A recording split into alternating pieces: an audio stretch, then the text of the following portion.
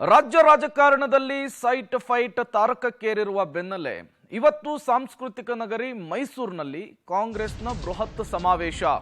MUDA site ಹಂಚಿಕೆಯ ಹಗರಣದ ಆರೋಪ ಪ್ರತಿಪಕ್ಷಗಳಿಗೆ ಸಿದ್ದರಾಮಯ್ಯನವರು ಓಪನ್ ಚಾಲೆಂಜ್ ಅನ್ನು ಹಾಕಿದ್ದಾರೆ. ಕಾನೂನುಬದ್ಧವಾಗಿಯೇ ಸೈಟ್ ಅನ್ನು ತೆಗೆದುಕೊಂಡಿದ್ದೇನೆ, ನನ್ನ ಸೈಟ್ ವಾಪಸ್ ತಗೋತೀವಿ ಅಂದ್ರೆ ಟೇಕ್ ಇಟ್ ಬ್ಯಾಕ್ ಅಂತ ಕೂಡ ಹೇಳಿದ್ದಾರೆ. ನನಗೆ ಸೈಟು ಜಮೀನಿನ ಬಗ್ಗೆ ಆಸಕ್ತಿ ಇಲ್ಲ ಅಂತ ಹೇಳಿ ಪಬ್ಲಿಕ್ ಟಿವಿಯ ಸೂಪರ್ ಎಕ್ಸ್ಕ್ಲೂಸಿವ್ ಸಂದರ್ಶನದಲ್ಲಿ ಸಿಎಂ ಸಿದ್ದರಾಮಯ್ಯನವರು ಆಡಿರುವಂತಹ ಮಾತು. ಮೂಡಾ ಸೈಟ್ ಹಂಚಿಕೆಯ ಹಗರಣದ ಆರೋಪ, ತವರಿನಲ್ಲಿಯೇ ದೋಸ್ತಿಗಳಿಗೆ ಉತ್ತರ ಕೊಡಲಿಕ್ಕೆ ಸಿಎಂ ತಯಾರಿ. ಬಿಜೆಪಿ ಜೆಡಿಎಸ್ ನಾಯಕರ ಮಹತ್ತರ ದಾಖಲೆಗಳನ್ನ ರಿಲೀಸ್ ಮಾಡಲಿಕ್ಕೆ ಪ್ಲಾನ್ ಆಗಿದೆ. ಇವತ್ತು ಈಗಾಗಲೇ ಎಲ್ಲಾ ದಾಖಲೆಗಳನ್ನ ಸಿದ್ಧಪಡಿಸಿಕೊಂಡಿದ್ದಾರೆ ಸಿಎಂ ಸಿದ್ದರಾಮಯ್ಯನವರು. ದೋಸ್ತಿಗಳಿಗೆ ಬಹುದೊಡ್ಡ ಶಾಕ್ ಅನ್ನು ಕೊಡಲಿಕ್ಕೆ ಸಿದ್ದರಾಮಯ್ಯನವರು ರೆಡಿಯಾಗಿದ್ದಾರೆ. ದಾಖಲೆಯ ಸಮೇತ ಸ್ಪಷ್ಟೀಕರಣಕ್ಕೆ ಸಿಎಂ ಸಿದ್ದರಾಮಯ್ಯನವರು ಮುಂದಾಗ್ತಾ ಇದ್ದಾರೆ. ಇವತ್ತು ಎಲ್ಲರ ಚಿತ್ತ ಜನಾಂದೋಲನ ಸಮಾವೇಶದತ್ತ ನೆಟ್ಟಿದೆ. ಒಂದು ಕಡೆ ಬಿಜೆಪಿ ಜೆಡಿಎಸ್ ಮೈಸೂರು ಚಲೋ ಪಾದಯಾತ್ರೆಯನ್ನ ಮಾಡ್ತಾ ಇದೆ. ಇವತ್ತು ಮೈಸೂರನ್ನ ಪ್ರವೇಶ ಮಾಡ್ತಾ ಇದೆ. ನಾಳೆ ಸಮಾರೋಪ ಸಮಾರಂಭ ಇದೆ, ಅದು ಕೂಡ ಸಿಎಂ ತವರು ಜಿಲ್ಲೆಯಲ್ಲಿ.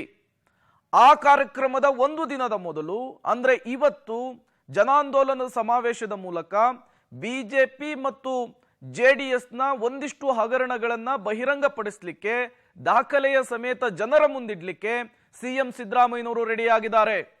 ಈಗ ಎಲ್ಲರ ಕುತೂಹಲ ಇರುವಂತಹದ್ದು ಜನಾಂದೋಲನ ಸಮಾವೇಶದತ್ತ. ಕಾರಣ, ಯಾವ ದಾಖಲೆ ರಿಲೀಸ್ ಮಾಡ್ತಾರೆ, ಅದು ಯಾರಿಗೆ ಸಂಕಷ್ಟವನ್ನ ತಂದೊಡ್ಡುತ್ತೆ ಅಂತ ಹೇಳಿ. ಹಾಗಾದ್ರೆ ದೋಸ್ತಿಗಳಿಗೆ ಹೇಗೆ ಶಾಕ್ ಕೊಡ್ತಾರೆ ಸಿದ್ದರಾಮಯ್ಯ? ಕೇಸ್ ನಂಬರ್ 1, ಬೋವಿ ಅಭಿವೃದ್ಧಿ ನಿಗಮದ ಹಗರಣ 2022ರಲ್ಲಿ ನಡೆದಿರುವಂತಹದ್ದು. ಅವ್ಯವಹಾರ ಆಗಿರುವಂತಹದ್ದು 87 ಕೋಟಿ ರೂಪಾಯಿ. ಆಗ ಸಿಎಂ ಆಗಿದ್ದವರು ಬಸವರಾಜ ಬೊಮ್ಮಾಯಿ ಅವರು. ಸಿಐಡಿ ತನಿಖೆ ಪ್ರಗತಿಯಲ್ಲಿದೆ. ಅದರ ವಿವರವನ್ನ, ದಾಖಲೆಯನ್ನ ಇವತ್ತು ಸಿಎಂ ಸಿದ್ದರಾಮಯ್ಯನವರು ಬಹಿರಂಗ ಸಮಾವೇಶದಲ್ಲಿ ರಿಲೀಸ್ ಮಾಡುವಂತಹ ಸಾಧ್ಯತೆ ಇದೆ. ಇನ್ನು ಕೇಸ್ ನಂಬರ್ 2, ಎಪಿಎಂಸಿ ಹಗರಣ 2020ರಲ್ಲಿ ನಡೆದಿದ್ದು. ಒಟ್ಟು 47.12 ಕೋಟಿ ರೂಪಾಯಿ ಅವ್ಯವಹಾರ ಆಗಿದೆ. ಆಗಿನ ಸಿಎಂ ಆಗಿದ್ದವರು BS ಯಡಿಯೂರಪ್ಪನವರು. ಸಿಸಿಬಿ ತನಿಖೆ ಈಗಾಗಲೇ ನಡೆದಿದೆ. ಅದರ ಒಂದಿಷ್ಟು ದಾಖಲೆಗಳನ್ನು ಕೂಡ ರಿಲೀಸ್ ಮಾಡಬಹುದು. ಇದು ನಿಮ್ಮ ಭ್ರಷ್ಟಾಚಾರ ಅಂತ ಹೇಳಿ ತೋರಿಸುವಂತಹ ಕೆಲಸವನ್ನ ಸಿಎಂ ಸಿದ್ದರಾಮಯ್ಯನವರು ಮಾಡಬಹುದು. ಇನ್ನು ಕೇಸ್ ನಂಬರ್ 3, ಕರಕುಶಲ ಅಭಿವೃದ್ಧಿ ನಿಗಮ ಹಗರಣ 2019ರಲ್ಲಿ ನಡೆದಿದ್ದು. 22.43 ಕೋಟಿ ರೂಪಾಯಿ ಅವ್ಯವಹಾರ ಆಗಿದೆ. ಆಗ ಸಿಎಂ ಆಗಿದ್ದವರು BS ಯಡಿಯೂರಪ್ಪನವರು. ಸಿಐಡಿ ತನಿಖೆ ನಡೀತಾ ಇದೆ. ಅದಕ್ಕೆ ಪೂರಕವಾದಂತಹ ಒಂದಿಷ್ಟು ದಾಖಲೆಗಳನ್ನ ಇವತ್ತು ಬಹಿರಂಗ ಸಮಾವೇಶದಲ್ಲಿ ರಿಲೀಸ್ ಮಾಡುವಂತಹ ಸಾಧ್ಯತೆ ಇದೆ. ಇನ್ನು ಕೇಸ್ ನಂಬರ್ 4, ಅಂಬೇಡ್ಕರ್ ನಿಗಮದ ಹಗರಣ 2018ರಲ್ಲಿ ನಡೆದಿದ್ದು. ಅವ್ಯವಹಾರ ಆಗಿರುವಂತಹದ್ದು 4.19 ಕೋಟಿ. ಅಂದಿನ ಸಿಎಂ ಕುಮಾರಸ್ವಾಮಿ ಅವರು. ಇಲಾಖಾ ತನಿಖೆ ಆಗಿದೆ. ಅದಕ್ಕೆ ಪೂರಕವಾದಂತಹ ಒಂದಿಷ್ಟು ದಾಖಲೆಗಳನ್ನ ರಿಲೀಸ್ ಮಾಡುವಂತಹ ಸಾಧ್ಯತೆ ಇದೆ. ಇನ್ನು case number 5, Devaraj Urs truck terminal ಹಗರಣ 47 ಕೋಟಿ ರೂಪಾಯಿ ಅವ್ಯವಹಾರ ಆಗಿದೆ. ಆಗ ಸಿಎಂ ಆಗಿದ್ದವರು ಬಸವರಾಜ ಬೊಮ್ಮಾಯಿ ಅವರು. ಸಿಐಡಿ ತನಿಖೆ ಈಗಾಗಲೇ ನಡೀತಾ ಇದೆ. ಇದಕ್ಕೆ ಸಂಬಂಧಪಟ್ಟ, ಇದಕ್ಕೆ ಪೂರಕವಾದ ಒಂದಿಷ್ಟು ದಾಖಲೆಗಳನ್ನ ಇವತ್ತು ಸಿಎಂ ಸಿದ್ದರಾಮಯ್ಯನವರು ಬಹಿರಂಗ ಸಮಾವೇಶದಲ್ಲಿ ರಿಲೀಸ್ ಮಾಡುವ ಮೂಲಕ ಹಗರಣಕ್ಕೆ ಹಗರಣದ ಮೂಲಕವೇ ಉತ್ತರವನ್ನ ಕೊಡ್ಲಿಕ್ಕೆ ಮುಂದಾಗ್ತಾ ಇದೆ. ಮತ್ತಷ್ಟು ಡೀಟೇಲ್ಸ್ ಅನ್ನು ಕೊಡ್ತಾರೆ ನಮ್ಮ ಮೈಸೂರಿನ ಪ್ರತಿನಿಧಿ KP ನಾಗರಾಜ್. ನೇರ ಸಂಪರ್ಕದಲ್ಲಿ ಜಾಯಿನ್ ಆಗಿದ್ದಾರೆ. KP ನಾಗರಾಜ್, ಈಗ ಸಾಕಷ್ಟು ಕುತೂಹಲ ಕಾರಣವಾಗ್ತಾ ಇದೆ ಇವತ್ತಿನ ಜನಾಂದೋಲನ ಸಮಾವೇಶ. ಒಂದಿಷ್ಟು ದಾಖಲೆಗಳನ್ನ ಈಗಾಗಲೇ ರಿಲೀಸ್ ಮಾಡ್ತೀನಿ ಅಂತ ಕೂಡ ಸಿಎಂ ಸಿದ್ದರಾಮಯ್ಯನವರು ಹೇಳಿರುವಂತಹದ್ದು ಇವತ್ತಿನ ಸಮಾವೇಶದಲ್ಲಿ. ಹಾಗಾಗಿ ಕುತೂಹಲ ಕೆರಳುತ್ತಾ ಇದೆ. ಎಲ್ಲರ ಚಿತ್ತ ಕೂಡ ಸಮಾವೇಶದತ್ತ ನೆಟ್ಟಿದೆ. ಏನನ್ನೆಲ್ಲ ನಿರೀಕ್ಷೆ ಮಾಡಬಹುದು ಅಂತ ಹೇಳಿ KP ನಾಗರಾಜ್? ಪ್ರೇಮ್, ಅದಕ್ಕಿಂತ ಮೊದಲು ನಾನು ನಿಮಗೆ ಒಂದು ಫ್ಲೆಕ್ಸ್ ಅನ್ನು ತೋರಿಸ್ತೇನೆ. ಬಿಜೆಪಿ 2023ರಲ್ಲಿ ಮಾಜಿ ಪ್ರಧಾನಿ ದೇವೇಗೌಡರ ಕುಟುಂಬದ ವಿರುದ್ಧ ಭೂ ಕಬಳಿಕೆಗೆ ಸಂಬಂಧಪಟ್ಟಂತೆ ಮಾಡಿದಂತಹ ಒಂದು ಜಾಹೀರಾತನ್ನೇ ಇವತ್ತು ಕಾಂಗ್ರೆಸ್ ತನ್ನ ಪ್ರಚಾರದ ಪ್ರತ್ಯುತ್ತರದ ಅಸ್ತ್ರವಾಗಿ ಬಳಸ್ಕೊಂಡಿರುವಂಥದ್ದು ಇವತ್ತು ಎಲ್ಲ ಕಡೆಗಳು ಕಂಡು ಬರ್ತಾ ಇದೆ. ಮೈಸೂರಿನ ಹಲವು ಸರ್ಕಲ್ಗಳಲ್ಲಿ ಈ ಒಂದು ಜಾಹೀರಾತನ್ನು ಕಾಂಗ್ರೆಸ್ ಪ್ರಕಟಣೆ ಮಾಡಿರುವಂಥದ್ದು. ಅಂದರೆ ಈ ಹಿಂದೆ BJP ಮಾಡಿದಂತಹ ಜಾಹೀರಾತಿದು, BJP ಪತ್ರಿಕೆಗಳಿಗೆ ನೀಡಿದಂತಹ ಜಾಹೀರಾತು. ಆ ಜಾಹೀರಾತನ್ನೇ ಕಾಂಗ್ರೆಸ್ ಒಂದು ಫ್ಲೆಕ್ಸ್ ಆಗಿ ಮಾಡಿಕೊಂಡು ಅದನ್ನು ಸಮಾವೇಶದ ಎಲ್ಲ ಸರ್ಕಲ್ಗಳಲ್ಲೂ ಕೂಡ ಹಾಕುವ ಮೂಲಕವಾಗಿ ಈ ಹಿಂದೆ BJP ಮಾಡಿದಂಥ ಆರೋಪವನ್ನೇ ತನ್ನ ಅಸ್ತ್ರವನ್ನಾಗಿ ಈಗ ಕಾಂಗ್ರೆಸ್ ಬಳಸ್ಕೊಂಡಿರುವಂಥದ್ದು.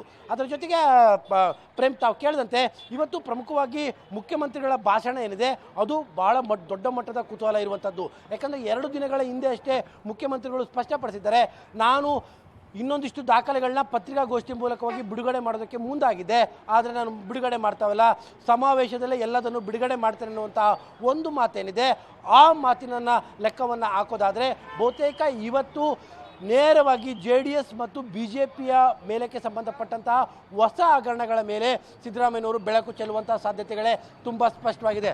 ಅದು ಕೇವಲ ಮಾತಿನ ಮೂಲಕವಲ್ಲ, ವಿತ್ ಡಾಕ್ಯುಮೆಂಟ್ಸ್ ಸಿದ್ದರಾಮಯ್ಯನವರು ಮಾತನಾಡುವಂತಹದ್ದು ಬಹಳ ಸ್ಪಷ್ಟವಾಗಿದೆ. ಯಾಕಂದರೆ ಕಳೆದ 2-3 ದಿನಗಳಿಂದಲೂ ಕೂಡ ಅವರು ಅದೇ ರೀತಿಯಾದಂಥ ತಯಾರಿಯಲ್ಲಿರುವಂಥದ್ದು. ಹೀಗೆ 5-6 ಜನಾಂದೋಲನ ಸಮಾವೇಶದಲ್ಲೂ ಕೂಡ ಸಿದ್ದರಾಮಯ್ಯನವರು ಭಾಗವಹಿಸಿಲ್ಲ, ಆದರೆ ಮೈಸೂರಿನಲ್ಲಿ ನಡೀತಾ ಇರುವಂಥ ಜನಾಂದೋಲನ ಸಮಾವೇಶದಲ್ಲಿ ಅವರು ಭಾಗವಹಿಸ್ತಾ ಇದ್ದಾರೆ. ಈ ಮೂಲಕವಾಗಿ JDS ಮತ್ತು BJPಯ ಪಾದಯಾತ್ರೆಗೆ ಬಹಳ ದೊಡ್ಡ ಮಟ್ಟದ ಒಂದು ಕೌಂಟರನ್ನು ತಮ್ಮ ತವರೂರಿನಲ್ಲೇ ನಿಂತು ಕೊಡುವಂಥದ್ದು ಸ್ಪಷ್ಟ. ಅಲ್ಲಿಗೆ ಇವತ್ತು ಸಿದ್ದರಾಮಯ್ಯನವರು ಬರೀ ಬಾಯಿ ಮಾತಿನ ಆರೋಪಗಳನ್ನ ಮಾಡೋದಿಲ್ಲ, ಬಹುತೇಕ ದಾಖಲೆಗಳನ್ನು ಇಟ್ಕೊಂಡು ಇವತ್ತು ಭಾಷಣವನ್ನು ಮಾಡುವಂತಹ ಸಾಧ್ಯತೆ ತುಂಬ ಹೆಚ್ಚಾಗಿದೆ. ಪ್ರೇಮ್. KP ನಾಗರಾಜ್, CM ಸಿದ್ದರಾಮಯ್ಯನವರ ಮೇಲೆ ಬಂದಿರುವಂತಹ ಆರೋಪಗಳು ನಿರಾಧಾರ, ಯಾವುದೇ ರೀತಿಯ ಎವಿಡೆನ್ಸ್ ಇಲ್ಲ, ಇದೊಂದು ರಾಜಕೀಯ ಕುತಂತ್ರದ ಭಾಗ ಅಂತೇಳಿ ಈಗಾಗಲೇ ಕಾಂಗ್ರೆಸ್ ಹೇಳ್ತಾ ಇರುವಂಥದ್ದು. ಇವತ್ತು BJP ಮತ್ತು JDS ನಾಯಕರುಗಳ ದಾಖಲೆಯನ್ನು ಬಿಡುಗಡೆ ಮಾಡುವ ಮೂಲಕ ನೈತಿಕತೆಯ ಅಸ್ತ್ರವನ್ನು ಪ್ರಯೋಗಿಸ್ತಿದ್ದಾರೆ CM ಸಿದ್ದರಾಮಯ್ಯನವರು ವಿಪಕ್ಷಗಳ ವಿರುದ್ಧ ಅಂತ. ಅಲ್ಲ, ಇವತ್ತು 2 ಕೆಲಸವನ್ನ ಅಂತೂ ಎಕ್ಸಾಕ್ಟ್ ಆಗಿ ಸಿದ್ದರಾಮಯ್ಯನವರು ಮಾಡುವಂಥದ್ರಲ್ಲಿ ಯಾವುದೇ ಅನುಮಾನಗಳು ಬೇಡ. ಪಾಯಿಂಟ್ ನಂಬರ್ 1, ಅವರ ಮೇಲೆ ಬಂದಿರುವಂಥ ಎಲ್ಲ ಆರೋಪಗಳಿಗೆ ಸಂಬಂಧಪಟ್ಟಂತೆ ಅವರ ತವರಿನಲ್ಲೇ ನಿಂತು ಅಧಿಕೃತವಾದಂಥ ಒಂದು ಸ್ಪಷ್ಟನೆಯನ್ನು ಇವತ್ತು ಮುಖ್ಯಮಂತ್ರಿಗಳು ನೀಡ್ತಾರೆ. ಅದು ರಾಜ್ಯಪಾಲರಿಗೆ ಅವರು ಬರೆದಿರುವಂಥ ಸುದೀರ್ಘ ಪತ್ರದ ವಿವರಗಳನ್ನೇ ಇವತ್ತು ಭಾಷಣದಲ್ಲಿ ಹೇಳ್ಬೋದು. ಆದರೆ ತಮ್ಮ ಮೇಲೆ ಬಂದಿರುವಂತಹ ಕಳಂಕಕ್ಕೆ ಸಂಬಂಧಪಟ್ಟಂಥ ಸ್ಪಷ್ಟೀಕರಣವನ್ನಂತೂ ಅವರು ವಿತ್ ಡಾಕ್ಯುಮೆಂಟ್ ಸಮೇತವಾಗಿ ಪ್ರೆಸೆಂಟ್ ಮಾಡ್ತಾರೆ. ಎರಡನೇದಾಗಿ ತಮ್ಮ ಮೇಲೆ ಯಾಕೆ ಅಟ್ಯಾಕ್ ಆಗ್ತಾ ಇದೆ, ತಮ್ಮ ಮೇಲೆ ಯಾಕೆ ಇಂಥದ್ದೊಂದು ಕಳಂಕ ಬರ್ತಾ ಇದೆ ಅನ್ನುವಂಥದ್ದಕ್ಕೂ ಕೂಡ ಅವರು ಇದೇ ಮೈಸೂರಿನಲ್ಲಿ ನಿಂತು ಉತ್ತರವನ್ನು ಕೊಡ್ತಾರೆ. ಅದಕ್ಕೂ ಮಿಗಿಲಾಗಿ ಇನ್ನೊಂದು ಹೆಜ್ಜೆ ಮುಂದೆ ಹೋಗಿ BJP ಮತ್ತು JDS ಮೇಲೆ ಇರುವಂತಹ ಹಗರಣಗಳ ತನಿಖೆಗಳ ಇವತ್ತಿನ ಲೆಕ್ಕ ಹೇಗಿದೆ, ಇವತ್ತಿನ ಅವರ ಪ್ರೆಸೆಂಟ್ ತನಿಖೆಯ ಸಿಚುವೇಶನ್ ಹೇಗಿದೆ ಅನ್ನುವಂಥದ್ರ ವಿವರ ಮತ್ತು ಬಹುತೇಕ ಕೆಲವೊಂದಿಷ್ಟು ಹೊಸ ಹಗರಣಗಳ ಬಗ್ಗೆಯೂ ಕೂಡ ಮುಖ್ಯಮಂತ್ರಿಗಳಿಗೆ ಡಾಕ್ಯುಮೆಂಟ್ಸ್ ಬಂದಂತೆ ಕಾಣ್ತಾ ಇದೆ. ಹಾಗಾಗಿನೇ ಮುಖ್ಯಮಂತ್ರಿಗಳು ನಾನು ಕೆಲವೊಂದಿಷ್ಟು ಡಾಕ್ಯುಮೆಂಟ್ಸ್ನ ಬಿಡುಗಡೆ ಮಾಡಬೇಕು ಅನ್ನುವಂಥ ಪದವನ್ನು ಹೇಳಿರುವಂಥದ್ದು. ಸಿದ್ದರಾಮಯ್ಯನವರು ಒಬ್ಬ ಮುಖ್ಯಮಂತ್ರಿಯಾಗಿ ಇಂಥದ್ದೊಂದು ಪದವನ್ನು ಬಳಸ್ತಾ ಇದ್ದಾರೆ ಅನ್ನೋದಾದರೆ ಅವರಿಗೆ ಎಲ್ಲೋ ಒಂದು ಕಡೆಯಲ್ಲಿ BJP ಮತ್ತು JDSನ ಪ್ರಮುಖವಾದಂಥ ನಾಯಕರ ಡಾಕ್ಯುಮೆಂಟ್ಸ್ಗಳು ಅವರ ಕೈಗೆ ಸಿಕ್ಕಂತೆ ಕಾಣ್ತಾ ಇದೆ. ಹಾಗಾಗಿನೇ ದಾಖಲೆ ಸಮೇತ ಉತ್ತರ ಕೊಡ್ತೇನೆ ಅನ್ನುವಂಥದ್ದನ್ನು ಅವರ ಮಾತಲ್ಲಿತ್ತು. ಈ ಕಾರಣದಿಂದ ಇವತ್ತಿನ ಜನಾಂದೋಲನ ಸಭೆಯಲ್ಲಿ ಮುಖ್ಯಮಂತ್ರಿಗಳ ಭಾಷಣ ಬಹಳ ರಾಜಕೀಯವಾಗಿ ಬಹಳ ಮಹತ್ವವನ್ನು ಪಡೆಯುತ್ತೆ. Prem. Okay, thank you KP Nagaraj ತಮ್ಮೆಲ್ಲ ಮಾಹಿತಿಗಾಗಿ.